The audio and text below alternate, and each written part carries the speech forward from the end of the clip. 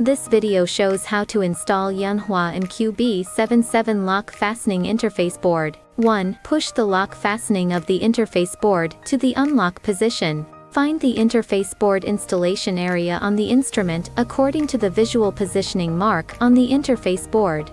2. Place the interface board against the instrument buzzer and align the pins with the D1 and D4 positioning holes.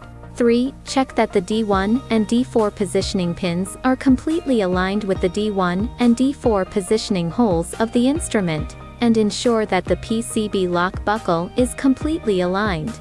4. Place your finger on the fingerprint position of the interface board. Press down on the interface board, push the PCB lock buckle to the locked position to lock the interface board. Installation is done. 5. Confirm again that the interface board D1, D2, D3, and D4 positioning pins are completely aligned with the D1, D2, D3, and D4 positioning holes of the instrument. Yanhua MQB interface board has the advantages of compact size, precise pin positioning, easy installation, pin connection is firm and stable, not easy to loosen, and safer data reading and writing. Thank you for watching.